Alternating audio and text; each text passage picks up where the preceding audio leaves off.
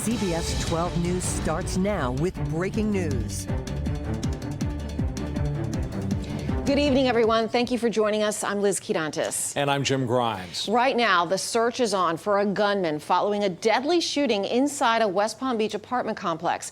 It happened at the Lake Mangonia Apartments off Australian Avenue, and we're now learning a 19-year-old was killed. There was a heavy police presence there all afternoon. Many of you calling our newsroom asking what was going on. Yeah, and CBS 12's Alexis Cruz talked with residents there earlier today who were asked to steer clear of their homes while the investigation went on. She's joining us live from the scene there with more on that. Hi, Alexis.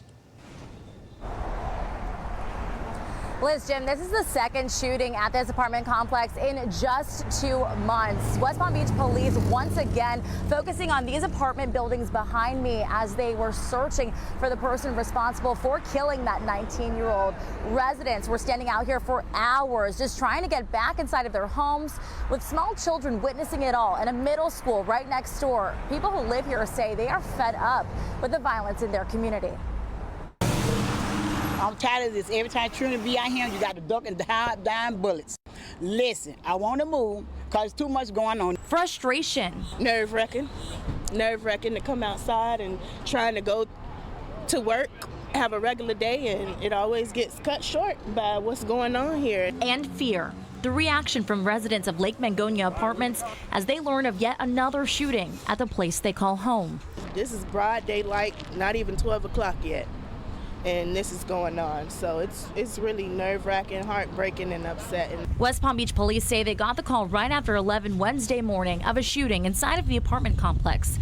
Police canvassing the area for hours, bringing in dozens of officers, some with rifles in hand, while residents, including children who just got out of school, stood by and waited to be let back into their homes. Too much children out here with this mess going on. They want to play outside with the kids and stuff, but I can't even let them play outside because stuff like this is happening in the daytime. Miracle just moved here with her 4 children, the youngest only 1-year-old, the oldest 8.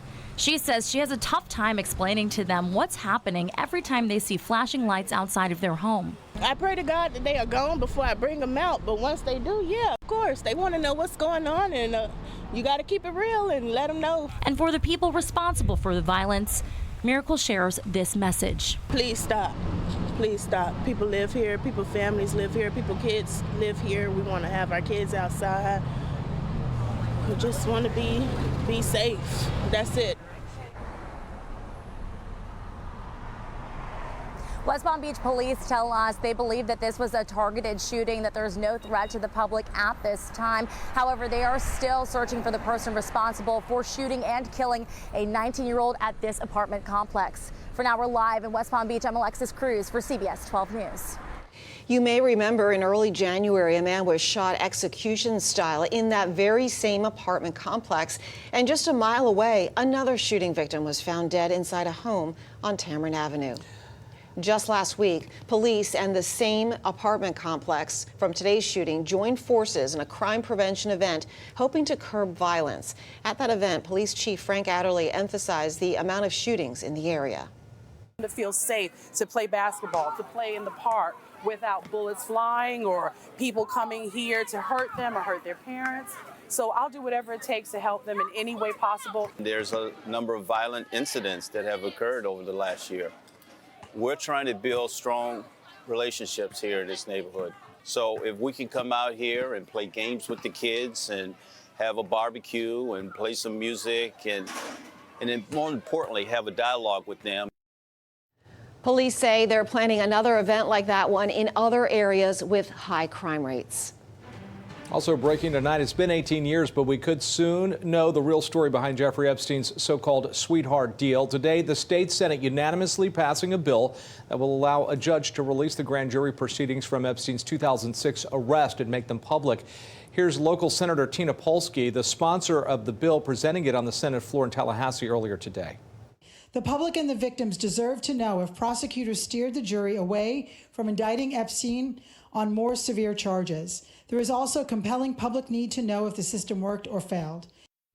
Last Thursday, the House unanimously passed its version of the bill. It essentially rewrites Florida statute. The amendment will allow normally sealed grand jury proceedings to be made public in certain cases like Epstein's. For years, questions have been asked if prosecutors steered the grand jury away from criminal charges against Epstein, how many victims were part of that grand jury, and why he was released from prison 5 months early.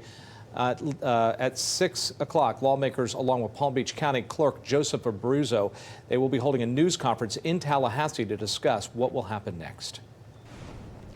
The two suspects under arrest for the shooting in the Gardens Mall last week have been identified. 28-year-old Camarcia Mitchell, who was shot, and the gunman, 29-year-old Devon Graham. Police say there was bad blood between the two and that both are tied to area gangs. Thankfully, no shoppers were hurt during their armed confrontation on the escalators. What is your reaction, Chief, that men with these lengthy criminal records are out on the street and not behind bars?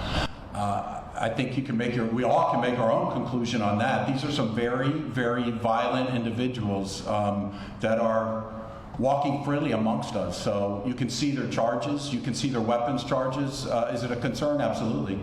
What needs to be done? You know, I don't have the answers to that. We put people in jail. Right after the incident, police searched some of the cars in the parking lot at the mall. This is what they found in one of the suspects' cars. That's an AK-47 along with shells and drugs. Last night, the I-Team, CBS 12 News I-Team, had told you that Graham had been arrested back in 2017 for a shooting near a daycare in Riviera Beach. Well, today we set out to learn what happened in court on the heels of that case, and the answer might surprise you. Here's our Victoria DeCardenas live joining us tonight with more details on that. Victoria? Yeah, Jim, court records reveal no action was taken by prosecutors, even though two eyewitnesses identified Devon Graham as the shooter, and even though innocent children were injured by flying glass as bullets shattered car windows. Something happened behind the scenes in court, and I spent the day pressing the state attorney's office about what it was. Parents of Fantastic Kids preschoolers will remember the January 2017 incident that put the school on lockdown and resulted in bystanders getting hurt by flying glass. A shooting in the late afternoon turned this whole area into a crime scene. It looked and felt a lot like last week's incident at the Gardens Mall. First responders everywhere, parents trying to connect with their kids. According to court records, the 21-year-old gunman, Devon Graham, was riding in the backseat of a vehicle. He spotted a gang rival riding his bicycle, rolled down the window, and started spraying bullets. The victim survived and would not cooperate with cops. But two young men who were there told investigators they recognized Devon Graham. Shortly afterwards, Graham was arrested and charged with aggravated assault with a firearm and related crimes for the drive-by. This is Victoria DeCardenas with CBS 12 News. I'm calling to get a little bit more information about Devon Graham and his 2017 case. According to some court filings, it says there was some progress, but then a month later, some of that progress stops. The state attorney's office has yet to reply to my questions about how the case against Graham seemingly dissolved. No action taken by the prosecutor. Here's what we know about the other guy in the mall violence, Camarcia Mitchell. In November 2015, a fatal drive-by shooting at this house proved difficult for investigators to solve. Witnesses were uncooperative. Eventually, they arrested Mitchell. Court records reveal the case was riddled with problems. A confession Mitchell gave to police was ultimately discarded because he had not been read his Miranda rights. Later, new witnesses came forward with entirely different stories about what happened. Mitchell was found not guilty. Graham and Mitchell have both been in a lot of trouble for drug possession, but these cases are the violent parts of their criminal history. In both cases, no convictions. And as we were coming on the air, I got a message from the state attorney's office, and it says there was not enough evidence to bring either of those cases to any other conclusion. Reporting live in Riviera Beach, Victoria DeCardenas, CBS 12 News. All right, turning now to weather. A gorgeous afternoon out there. It certainly was. Let's get our first check of the forecast from meteorologist Michael Ehrenberg. Michael. Yeah, that's right, guys. You couldn't ask for better weather out there today. Sunshine all day long, blue skies, temperatures a little bit below normal, and it's still sunny right now. Take a look at our quad cameras over here. Vero, Okeechobee, Palm City, and Port St. Lucie. And all week long, the temperatures have been below normal. Today, no exception. We woke up to 51 at West Palm, 10 degrees below the normal 61, but no air conditioning needed. 73 the high today, still 4 degrees below the normal 77. And that air, oh so dry. Are you itchy and scratchy? Well, this is why. Dew points in the 40s and 50s, even 39 in Okeechobee. That is extremely dry air with relative humidity values below 30% in some parts of the area. Some pretty windy at times. Winds gusting in the yellow there up to 25 to 30 miles an hour, 29-mile-an-hour gust there in Stewart, a 28-mile-an-hour wind gust in Vero, and a 13-mile-an-hour wind gust in Boynton Beach. That's kept the seas kind of rough at 4 to 6 feet